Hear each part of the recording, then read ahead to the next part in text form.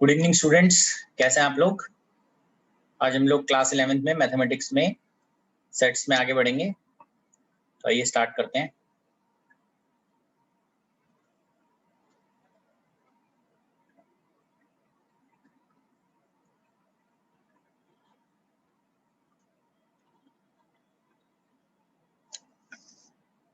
Last class में हमने power set किया था और यूनिवर्सल सेट के बारे में पढ़ा था। आज हम लोग वेन डायग्राम से स्टार्ट करेंगे। वेन डायग्राम क्या है?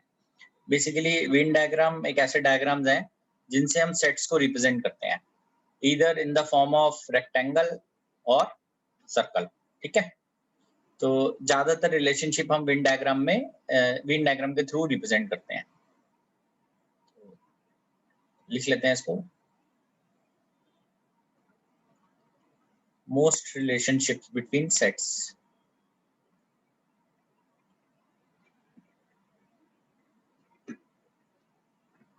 they are represented by using Venn diagram.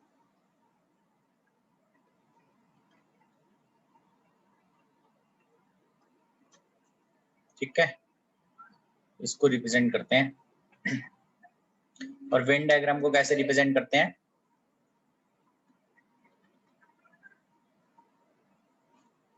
Are represented by rectangles और सर्कल्स।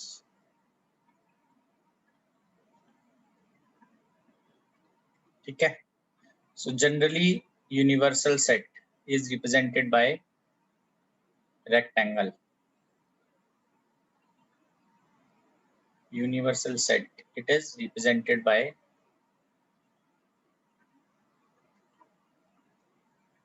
rectangle. बाकी उसके अंदर जो भी हम रिप्रेजेंट करते हैं वो सब सर्कल के थ्रू कर सकते हैं। ठीक है, तो आइए एक बार हम इसको देख लेते हैं क्वेश्चन के हिसाब से कि किस तरह से हमने इसको रिप्रेजेंट करना है।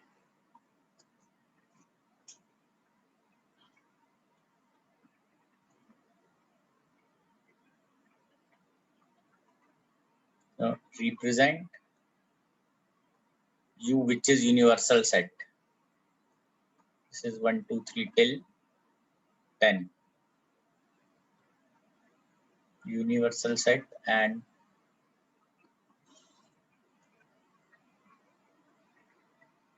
and A 2 4 6 8 10. A is subset of U, universal set. Represent all this in Venn diagram.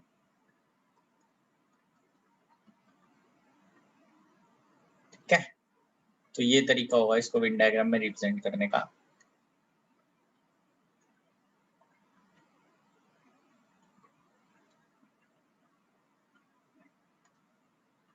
ये जैसे हम रेक्टेंगल इसको बना दें, this is you, universal set. ठीक है जी, अब इसके अंदर हम सर्कल एक बना लेते हैं। This circle represents A, this is ए। ठीक है, अब इनके अंदर हम वैल्यूज लिखते हैं, जैसे इसमें हम 2 4 6 8 10। बाकी हम बाहर लिख लेते हैं 1 3 5 7 9। ठीक है, दिस इज यूनिवर्सल सेट जिसमें सारे एलिमेंट्स आ गए और ए जो है वो इसका सबसेट है। तो this is the way we represent. आइए क्वेश्चन और देख लेते हैं। U is equal to till 10 is universal set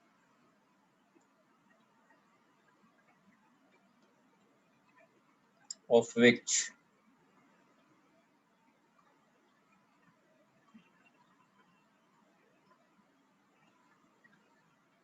ठीक है and B, A and B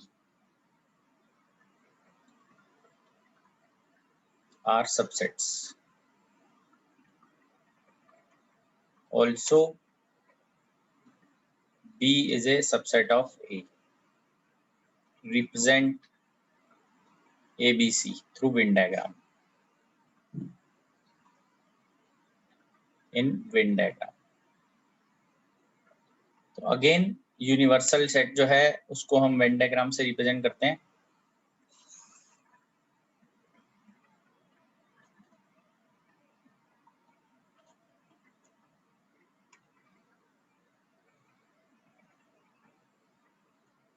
ठीक है, this is you universal set.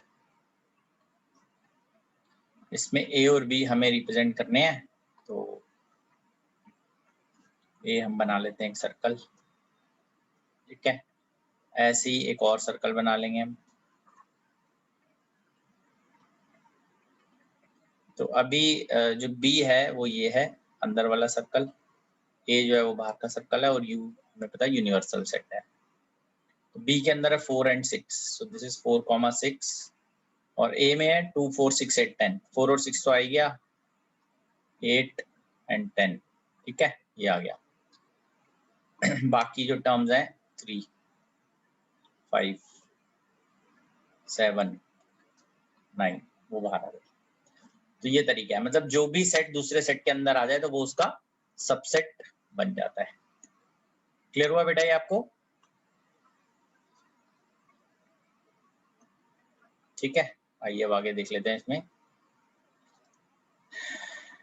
ये वेन डायग्राम की रिप्रेजेंटेशन है. Next we talk about operation on sets.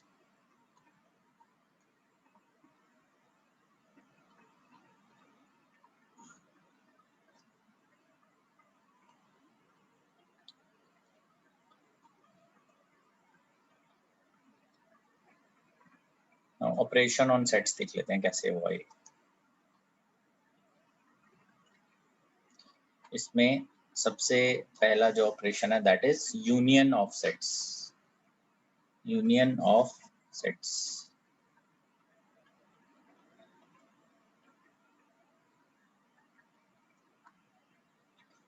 इसके लिए हम लिख लेते हैं union of two sets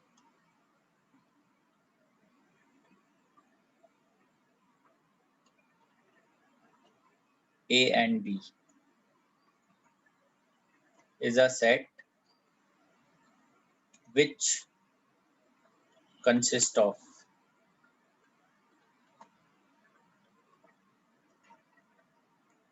all those elements which are either in A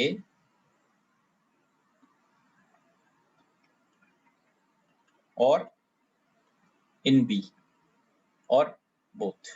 ठीक है, और in B और both, या तो A में हो या B में हो या बेशक दोनों में हो. ठीक है, तो इसका जो रिप्रेजेंटेशन है वो ऐसे लिखा जाता है A union B. This is X such that X belongs to A or X belongs to B. इस तरह से. ठीक है, A यूनियन B. ठीक है जी. और अभी जैसे इसके एग्जांपल लिख लेते हैं और इसको वेन डायग्राम में कैसे रिप्रेजेंट करेंगे वो देख लेते हैं. ऑपरेशन के लिए एक हम बनाएंगे यहाँ पे A और एक बनाएंगे B. ठीक है जी, ये आ रहा A एंड B. तो A यूनियन B क्या रिप्रेजेंट करता है? ये complete.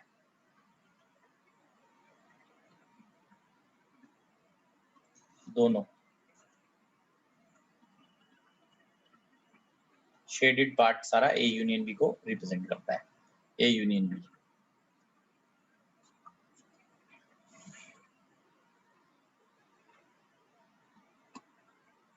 Therefore, A union B means at least A or B or both. ठीक है जी. आइए अब इस पे प्रॉब्लम देखते हैं यूनियन के ऊपर. Let A B equal to 2, 4, 6 and 8। ठीक है, ए एक सेट है जिसके अंदर ये वैल्यूज हैं 2, 4, 6, 8। बी एक सेट है जिसमें 6, 8, 10, W 10, 12 ये है। We have to find A union B. क्या तरीका है इसको फाइंड करने का? This is A union B. ठीक है, इसमें 2, 4, 6, 8, 10, 12 इसमें ए के भी आ जाएंगे और बी के भी आ जाएंगे, और दोनों में जो भी कॉमन है उनको एक बार हमें लिखना है। कॉमन एलिमेंट्स को एक भी बार लिखना होता है। ठीक है, this is A union B. Let A B equal to A E I O U. ठीक है Sir, हाँ जी, sir, I didn't understand the solution. Can you explain it again? Question 3. Question 3। Okay, Yeah. क्वेश्चन 3 में बेटा we have to find A union B. This is the Yes, sir. Representation A union B. So whenever we are writing A union B, that means we have to write all those elements which are either in A or in B or in both। मतलब start writing with 2, तो check करते हैं 2 A में है वो लिख दिया हमने, देन 4 A में है वो लिख दिया, देन 6 A में भी है B में भी है उसको भी लिख दिया, एक बार लिखना है बस। देन 8 दोनों में है वो लिख दिया। आफ्टर दैट यहाँ से स्टार्ट करेंगे B से लिखना, 6 वो हम ऑलरेडी लिख चुके हैं, 8 भी लिख Yeah. चुके हैं, फिर 10 लिख दिया, 12 लिख दिया। मतलब जो भी A में और B में है वो सब लिखने हैं, Okay. और जो कॉमन है वो एक बार लिखने हैं। अब जैसे ये है A और B, so we have to find A union B। ठीक है, तो अब इसमें बताइए यूनियन बी कैसे आप लिख सकते हैं? A, we have to write A E. E I O U. ठीक है, वो सारे एलिमेंट्स जो ए में है वो भी लिखने हैं, वो सारे एलिमेंट्स जो बी में है वो भी लिखने हैं, और लिखने एक ही बार है। तो ए यूनियन बी, तो यहाँ एक नई चीज पता चली कि ए यूनियन बी जो है दैट इज इक्वल टू ए। तो ये कब होगा? ए यूनियन बी की वैल्यू जो है वो ए के इक्वल कब होगी? जब बी जो है वो ए का सबसेट होगा, ओनली देन। तो नेक्स्ट स्लाइड में हम इस चीज को और इलेबोरेट करते हैं, नोट कर लीजिए आप।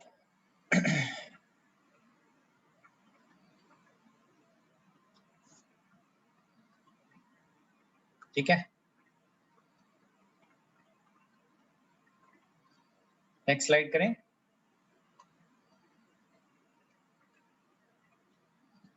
Yes, sir.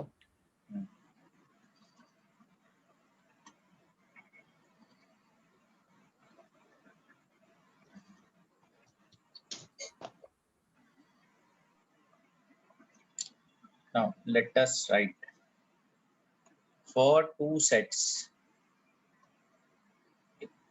A and B, A union B equals to A। ठीक है, for two sets A and B, A union B is equal to A if B is a subset of A। That is, this is the way we write B is a subset of A। और इसको इस तरह से आप locate भी कर सकते हैं इसमें।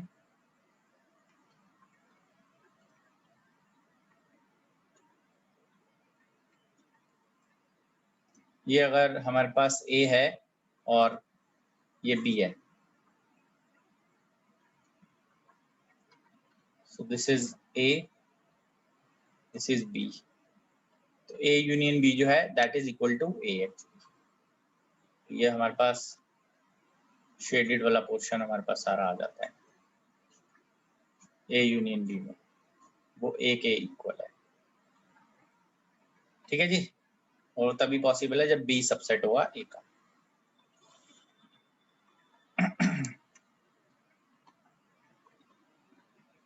ठीक है, फिफ्थ पे आते हैं। लेट X बी ए सेट, इसके अंदर आर जी एंड ए, ये हम लिखते हैं बी।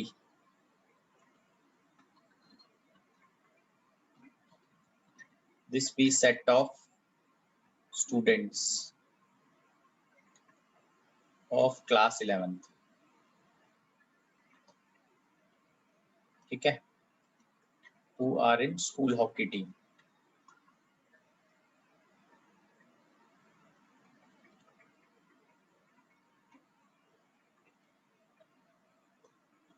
ठीक है जी, ये तो हो गया हमारे पास x। Let y be G D and p be set of students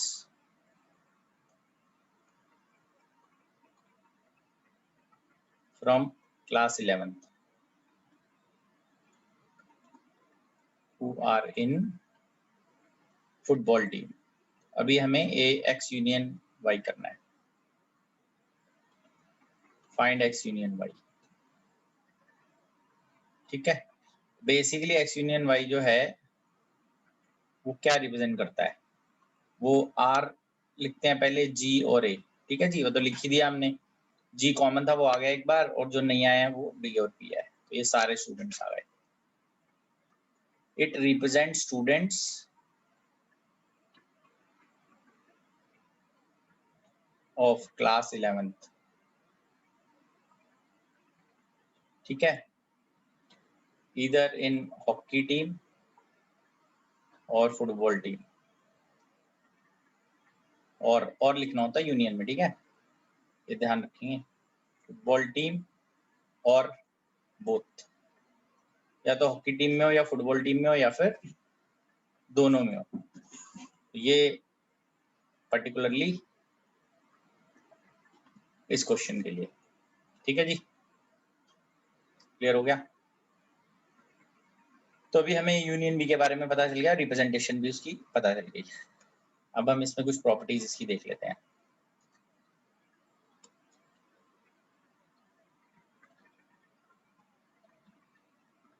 some properties of operation on union, operation of union, union की प्रॉपर्टीज है,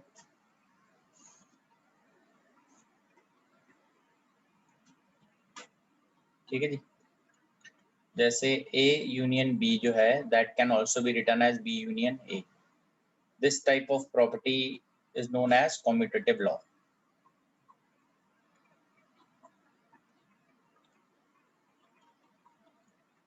second, A union B bracket union C, this is written as A union B union C, ठीक है, bracket change हो गया, this is associative law. These law holds for union। A union phi is null, है ना, अगर किसी एक set का यूनियन करेंगे नल के साथ तो विल गेट A। इसको हम बोलते हैं law of identity element.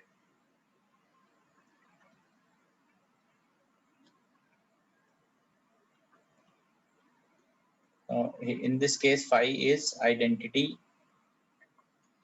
of U, union, या ये U मतलब यूनियन है, ठीक है, U फाई जो है वो आइडेंटिटी एलिमेंट है यूनियन का। भाई ए यूनियन फाई करेंगे तो वापस ए बनेगा, ऐसे ही ए यूनियन ए करेंगे तो भी ए ही बनेगा। This is known as idempotent law,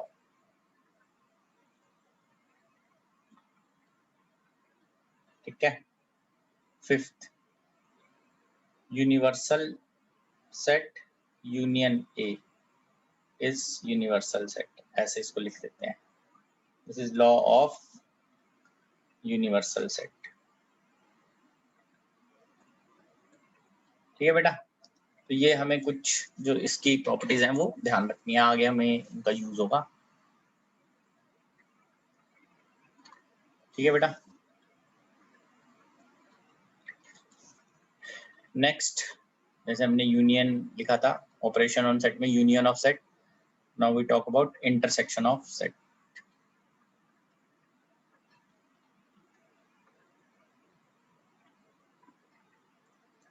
intersection of sets. ठीक है, हम यहाँ पे लिखते हैं intersection of sets A and B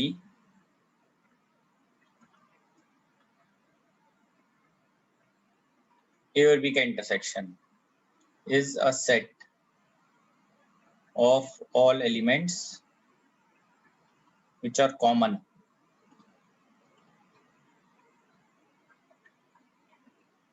to both A and B। ठीक है बेटा,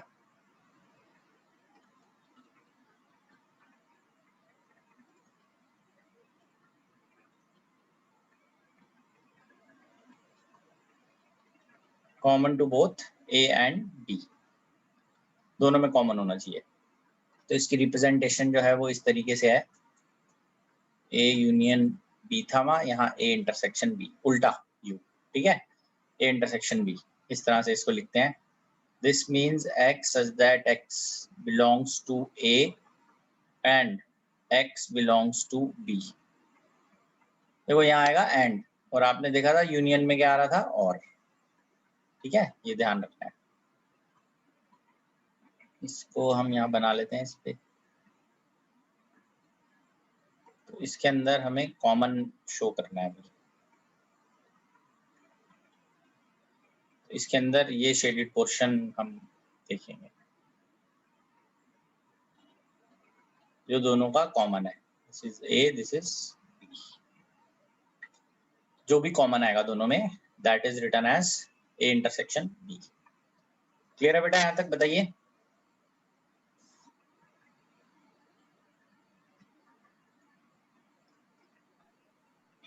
यस सर।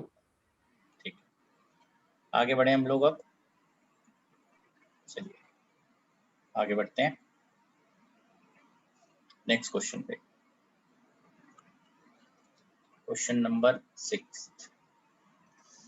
ठीक है जी, फिर से वैसे ही है। A was written as 2, 4, 6, 8 and B is written as 6, 8, 10, 12।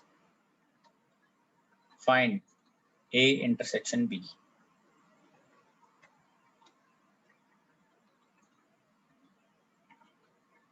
तो देखिए A intersection B में we need to find the common elements only। Common देखिए 2 कॉमन नहीं है, 4 भी कॉमन नहीं है, 6 is common, 8 is common। So we'll write 6, 8। तो ये आ गया हमारे पास 6th के लिए A intersection B। 7th, ठीक है, नेक्स्ट पे लिख लेते हैं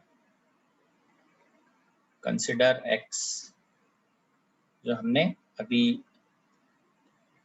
इसके लिए किया था, RGA।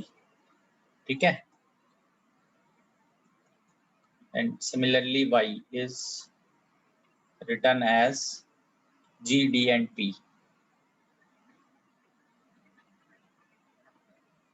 Find X intersection Y।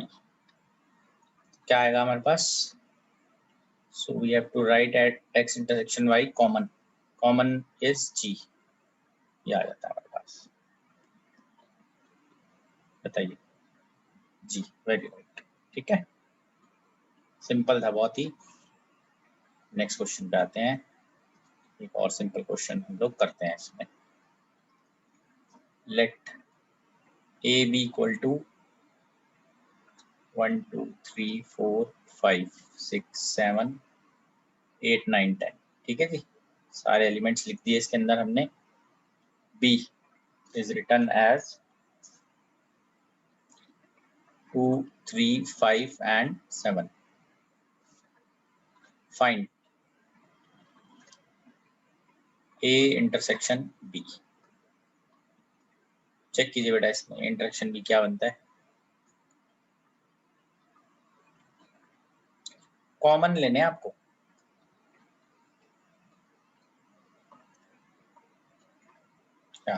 So again 2 is common, we'll write 2, 3 is common, we'll write 3, 5 is common, we'll write 5 and 7 is common, we'll write 7. ठीक है बेटा, A इंटरसेक्शन B आ गया। तो यहाँ से एक तो ये चीज पता चल रही है कि A इंटरसेक्शन B एक्चुअल में किसके बराबर आ रहा है, B के। तो एक यहाँ से भी एक स्टेटमेंट हमें क्लियर होगी, जैसे हमने यहाँ पे लिखा था for 2 sets A and B,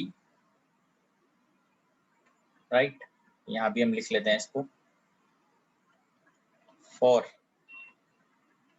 2 sets A and B,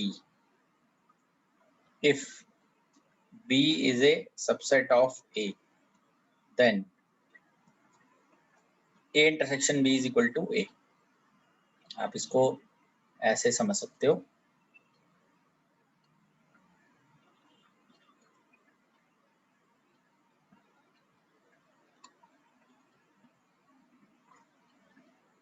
ठीक है ना, तो इसमें सॉरी ये है B क्योंकि सबसेट है तो इसलिए ये B होगा। तो ये हमारे पास था A, ये था B, so A intersection B equals to B। A intersection B का मतलब है A और B में जो कॉमन है, तो कॉमन तो वही है जो सिर्फ B में है, ठीक है, सिर्फ B वाला पार्टी तो कॉमन है, तो इसको ही शेड करेंगे। A इंटरसेक्शन B जो है वो किसके इक्वल आ जाता है, B के। क्लियर है आपको, ये आ जाता है हमारे पास। तो हमने वैसे जनरली देख लिया कि A इंटरसेक्शन B को हम कैसे रिप्रेजेंट करेंगे, इस तरह से, अगर A और B एक दूसरे मतलब A और B सबसेट नहीं है तो, और अगर सबसेट है तो फिर ऐसे रिप्रेजेंट करते हैं। ठीक है जी, ये आ गया हमारे पास। नेक्स्ट लिख लेते हैं हम इसके बारे में, डिसजॉइंट सेट्स। अभी तक क्लियर होना जी, हमने A यूनियन B पढ़ा है, जिसमें आपको A यूनियन B से उसको रिप्रेजेंट करते हैं, A यूनियन B, इधर A और B और बोथ। फिर हमने बात की इंटरसेक्शन की, इंटरसेक्शन ऑफ सेट्स, इस तरह से कॉमन जो है दोनों में। ठीक है, डिसजॉइंट सेट्स इसके बारे में देख लेते हैं। Now if A and B are two sets,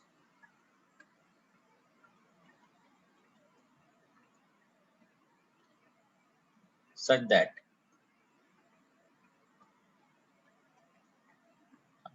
Venn diagram में बेटा किसका एग्जांपल और आपको चाहिए भी, एक्चुअली इसका तो ये A और B में यही है, इंटरसेक्शन भी B बनेगा। यहाँ इसका वेन डायग्राम बना लो, 7th क्वेश्चन का वेन डायग्राम बनाते हैं, ट्राई करो, चलो सब लोग ट्राई कर लो। मैं यहाँ पे लिख देता हूँ, फिर इसको समझा दूंगा, आप इसको बनाओ वेन डायग्राम। ये देखो, इसमें हम ये ऐसे बनाएंगे,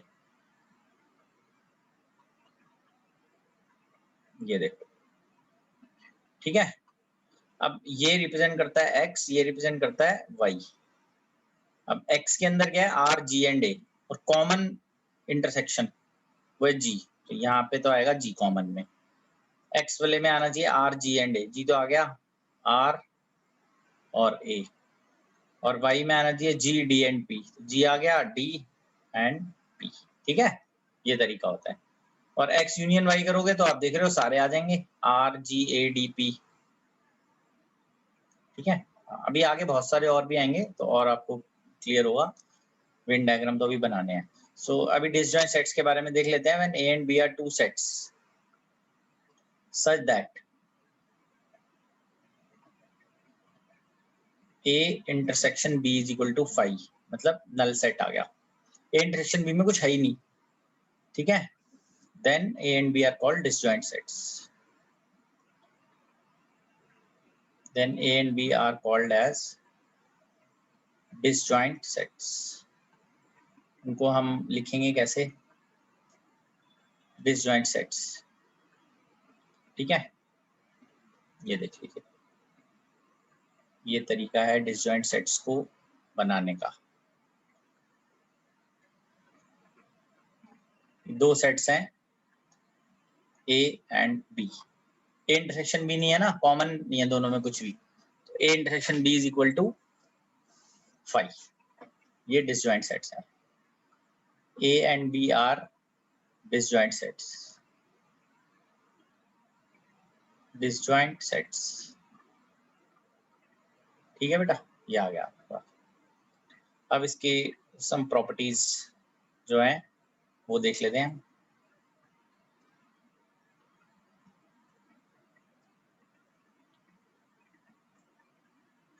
सम properties of operation of intersection. पहले हमने यूनियन के लिए किया था, अब इंटरसेक्शन के लिए। ठीक है जी, आइए देख लेते हैं इसको।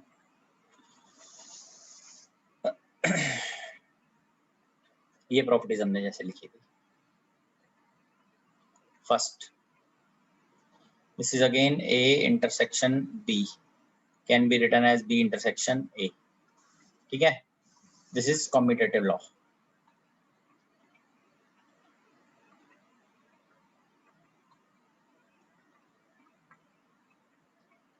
एक्चुअली क्या होता है, ये तो लोअर क्लासेस में पढ़ाया जाता है ना, 6-7 में कम्यूटेटिव लॉ।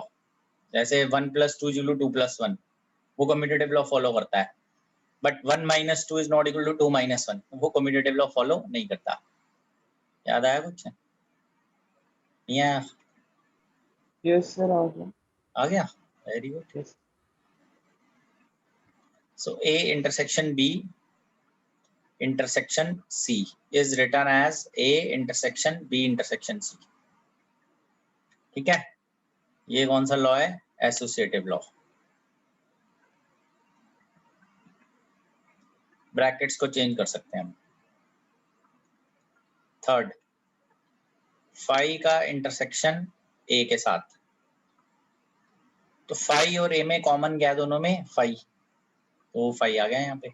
ठीक है, और ऐसे ही अगर यूनियन अगर हम लेते हैं का इंटरसेक्शन ए के साथ, तो वो तो ए ही आएगा। ठीक है ना, तो ये हमारे पास आ गया। ये हमने लॉ ऑफ आइडेंटिटी एलिमेंट किया था।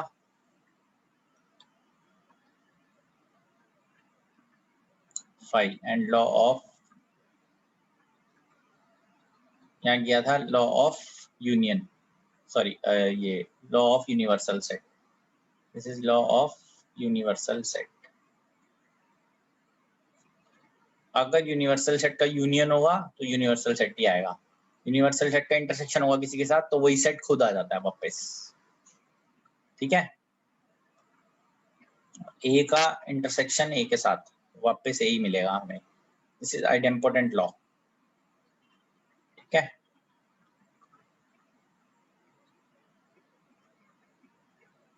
अभी आगे इन पे प्रॉब्लम्स आएंगी ना, तो हम ये सारे लॉ वेरीफाई भी कर पाएंगे। ठीक है, तो ये सारे हो गए। अब एक इम्पॉर्टेंट लॉ हम देखते हैं, that is called distributive law. अलग से उसको मैं यहाँ पे लिख के बता रहा हूँ। दोनों के लिए है वो, यूनियन और इंटरसेक्शन का कंबाइंड लॉ है डिस्ट्रीब्यूटिव लॉ। उसमें क्या है, जैसे A intersection B union C अगर आप करते हैं तो उसको मैं कैसे लिख सकता हूँ, और इसको मैं नेक्स्ट स्लाइड में लिखता हूँ। ठीक है, अभी यहाँ तक आप लोग लिख लीजिए, नेक्स्ट स्लाइड में इसको लिखते हैं। यहाँ तक बताइए किसी को कोई डाउट है तो उसको सॉल्व करते हैं सबसे पहले। ये थर्ड, फोर्थ और फिफ्थ इसको चेक करो, ये आपको क्लियर होने चाहिए। फाई मतलब कोई भी एलिमेंट नहीं है, उसका इंटरसेक्शन अगर ए के साथ करेंगे तो कोई भी एलिमेंट नहीं आएगा, फाई आ जाएगा। यूनियन का इंटरसेक्शन ए के साथ करेंगे तो यूनियन तो बड़ा वाला ये होता है ना, स्क्वायर, ये रेक्टेंगुलर वाला, इसके अंदर जो भी है उसका इंटरसेक्शन, दोनों का इंटरसेक्शन हो रहा है तो वो ए वाला ही तो आएगा। जो अंदर वाला हमारे पास सेट होता है वही आता है, because A is a subset of universal set, तो इंटरसेक्शन में ए ही आता है। ए का इंटरसेक्शन अपने साथ ही कॉमन एलिमेंट्स ही आ जाएंगे तो वो ए आ गया। ठीक है बेटा, बताइए नेक्स्ट।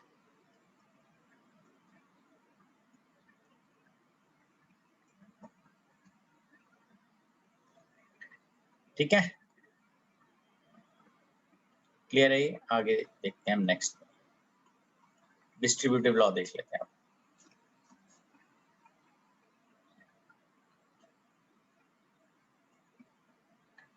देखिए डिस्ट्रीब्यूटिव लॉ, डिस्ट्रीब्यूटिव लॉ क्या है कि A intersection B union C this will be equal to A intersection B union A intersection C. ठीक है, मतलब बेसिकली ये इंटरसेक्शन जो है ये बी के साथ भी आ गया और इंटरसेक्शन सी के साथ भी आ गया, बीच में यूनियन आ गया। ठीक है, समझ आ रहा है ये?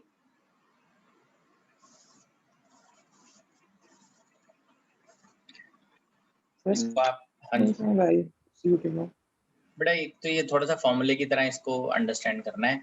ब्रैकेट में जो इंटरसेक्शन है वो ब्रैकेट में दोनों के साथ आएगा, और जब ये ब्रैकेट खुलेगा, जैसे फॉर एग्जांपल मैं एक चीज डिस्ट्रीब्यूटिव लॉ ऐसे समझा देता हूँ, जैसे ए को आप मल्टीप्लाई करते हो बी प्लस सी के साथ, तो आप क्या करते हो, ए क्रॉस बी करते हो, ब्रैकेट बंद कर देते हो, फिर प्लस करते हो, ए क्रॉस सी कर देते हो। ये एग्जांपल समझा रहा हूँ बस मैं। तो ये वैसे सी कोई चीज है, क्रॉस की जगह इंटरसेक्शन है, प्लस की जगह यूनियन है। ए मतलब ए जो है वो बी के साथ भी आ जाता है, ऐसी है ना, ए जो है वो देखो बी के साथ आ गया क्रॉस को लेके, ए सी के साथ भी आ गया क्रॉस को लेके, और बीच में प्लस आ गया, वही किया है। This is distributive law. इसको समझते हैं आप, स्टेप्स में देखो कैसे आएगा। ये इस तरह से आएगा, ये है,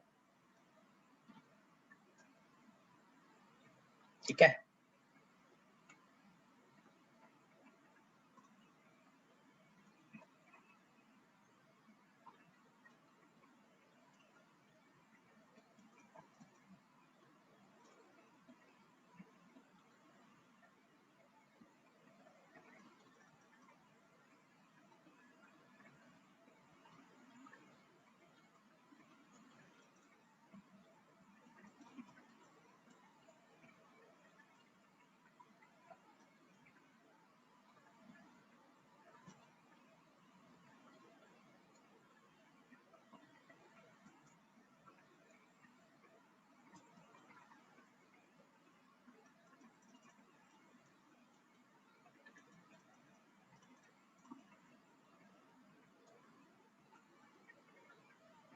ठीक है। ये 3 सेट्स के लिए बना रहे हैं हम अभी।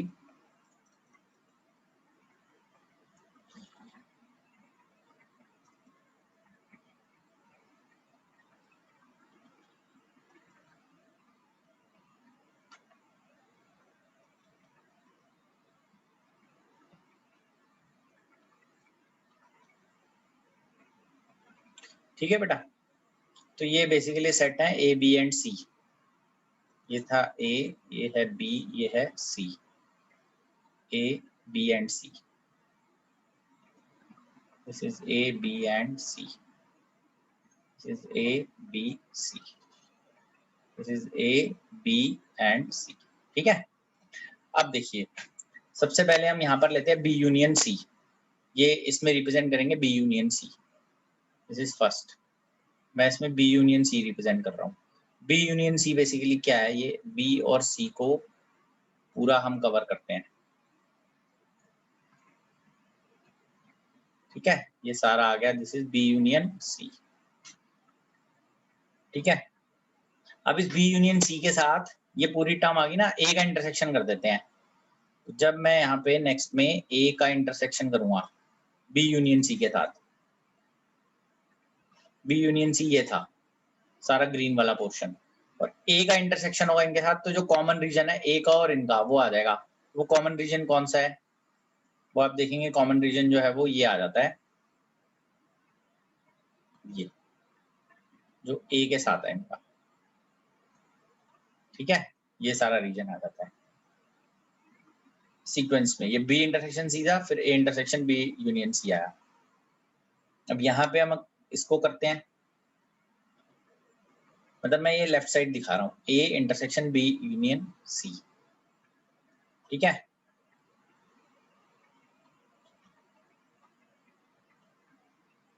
तो ये A intersection B, A intersection B क्या शो करता है, इसको शो करता है इंटरसेक्शन बी, ये ए का बी के साथ इंटरसेक्शन, ये आ गया सारा। ठीक है, और this is A intersection B second. A intersection C, A का इंटरसेक्शन सी के साथ, वो ये है।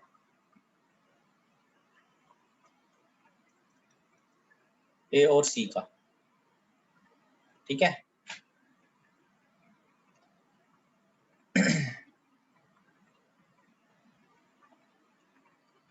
ए का इंटरसेक्शन बी के साथ, ए का इंटरसेक्शन सी के साथ। अभी हमें फाइनली देखना है ये third, this is A intersection B union A का इंटरसेक्शन सी के साथ। तो ये देख लेते हैं अब हमें क्या मिलता है इसमें।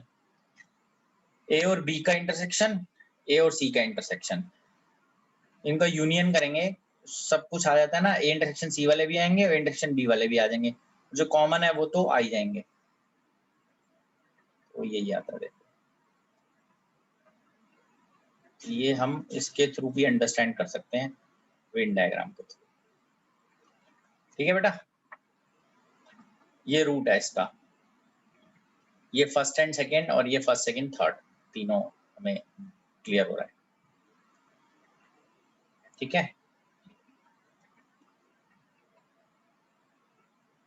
क्लियर है बेटा आपको ये? बताइए, ये इसके थ्रू भी आप इसको अंडरस्टैंड कर सकते हैं, डिस्ट्रीब्यूटिव लॉ को। ठीक है,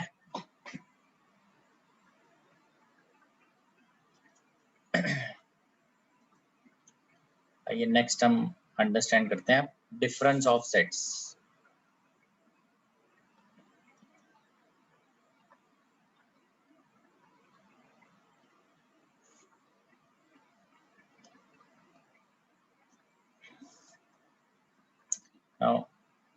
दो डिफरेंस हैं, जैसे सबसे पहले हम देते हैं ए माइनस बी। ठीक है, difference of sets A and B in this order represents, this order a minus b represents set of elements which belongs to a but not to b, मतलब a को बिलोंग करते हैं, b को belong नहीं करते। ठीक है, इसको a माइनस बी बोलते हैं हम, a माइनस बी। इसको रिप्रेजेंट भी ऐसे करेंगे हम, देखिए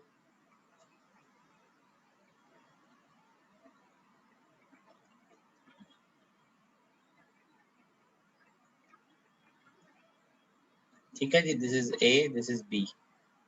तो a माइनस बी का मतलब है ये वाला पोर्शन। ठीक है जी, this represents a minus B, only a, तो हम बोलते हैं ओनली ए, जो ए में सिर्फ रिप्रेजेंट होंगे। B minus A, difference of sets B and A in this order represents set of elements which belongs to B, जो सिर्फ B में रहेंगे, but not to A। इसमें आप B माइनस A को लिख सकते हैं ओनली B।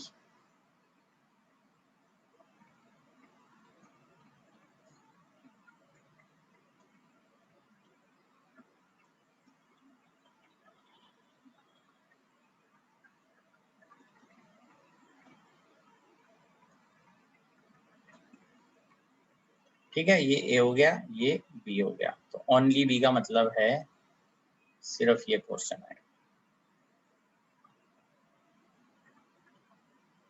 ठीक है जी, ये आ गया हमारे पास। तो यहाँ तो ये तो क्लियर है कि a माइनस बी जो है वो b माइनस ए के इक्वल हो, ऐसा कोई जरूरी नहीं है। ठीक है, तो जैसे क्वेश्चन देख लेते हैं 9th, let a be equal to 1 2 3 4 5 6। ठीक है, 1 से लेके 6 तक, and B equal to 2, 4, 6 and 8. Find a minus B and b minus a. अभी बड़ा ही सिंपल है, तो a माइनस बी जो है उसमें आपको कैसे लिखना है, वही जो सिर्फ a में है बट b में ना हो, तो जो कॉमन है वो हटा दो. a माइनस बी में देखो 1 है, सिर्फ a में है, b में तो है नहीं. 2 दोनों में हटा देते हैं, 3 सिर्फ a में है. 4 हटा देते हैं, 5 सिर्फ a में है. So 1, 3 and 5. In the same way, if we write b minus a, 2 दोनों में है, 4 दोनों में है, 6 दोनों में है, और 8 खाली b में है. ये आ गया हमारे पास. ठीक है जी, क्लियर हो गया अभी ये. अब इसको देखते हैं. Let v equal to a, e, i, o and u. ठीक है, we'll write b as this, and b a, i, k, u. Find v minus b and b minus b. करिए अब इसको एक बार, देखिए बेटा क्या आता है. v माइनस बी बताइए, चेक कर लीजिए.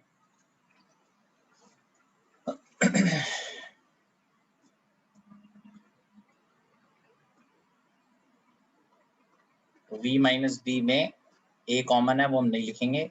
e लिखेंगे, i कॉमन है, नहीं लिखेंगे. o will be there, u common है, वो नहीं लिखेंगे. Then we write b minus B. b में a है, b में b है, वो कॉमन है, नहीं लिखेंगे. i भी कॉमन है, k कॉमन नहीं है. ठीक है, ये आ गया आपके पास. क्लियर है बेटा? ठीक है, आगे बढ़े. इसमें v माइनस बी में क्या है, बिल्कुल सही. ठीक है जी, तो आगे बढ़ते हैं. देखिए, नाउ a माइनस बी जो है उसको हम ऐसे लिख सकते हैं, x such that x belongs to a and x does not belongs to b.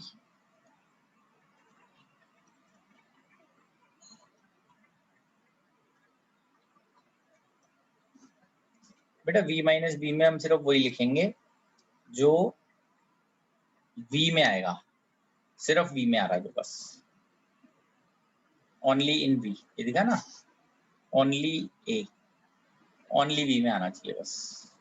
k तो है नहीं ना उसमें.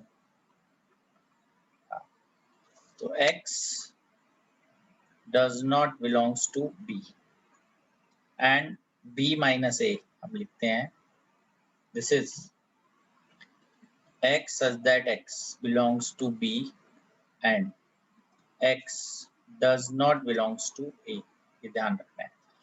Very important thing to note कि a minus B, b minus a and a intersection b are disjoint. ठीक है, mutually disjoint, मतलब तीनों का इंटरसेक्शन नहीं है. ये देख सकते हो आप इसको वेन डायग्राम में भी, अगर हम इसको ड्रॉ करते हैं.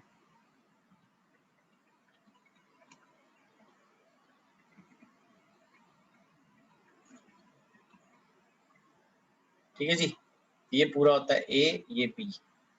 अब इसमें मैं इस कलर से इसको अगर फिल कर रहा हूँ,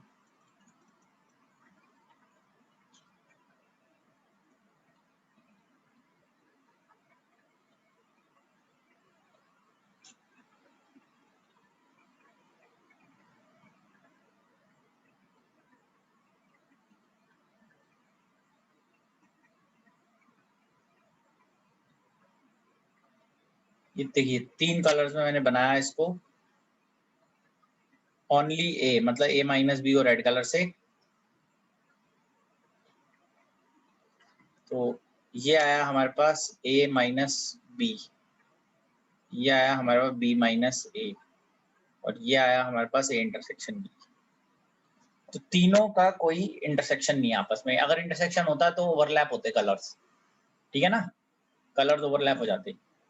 तो A माइनस बी और ये रेड कलर अलग है, ब्लू अलग है, ग्रीन अलग, कहीं ओवरलैपिंग नहीं है, इसका मतलब ये तीनों डिसजॉइंट सेट्स हैं। डिसजॉइंट देखिए यहाँ बताया है ना, कलर्स की कोई ओवरलैपिंग नहीं होगी। ए में कलर भर दोगे, बी में भर दोगे तो ओवरलैपिंग नहीं होगी। जहां भी ओवरलैपिंग होगी तो वहां इंटरसेक्शन आएगा, इंटरसेक्शन आएगा तो डिसजॉइंट नहीं हो सकता फिर। तो यहाँ ओवरलैपिंग नहीं है, इसका मतलब ये तीनों आपस में डिसजॉइंट सेट होते हैं। ठीक है बेटा जी, चलिए आज के लिए बस इतना ही करते हैं, नेक्स्ट क्लास में इससे आगे बढ़ेंगे हम न्यूमेरिकल्स करेंगे। Thank you.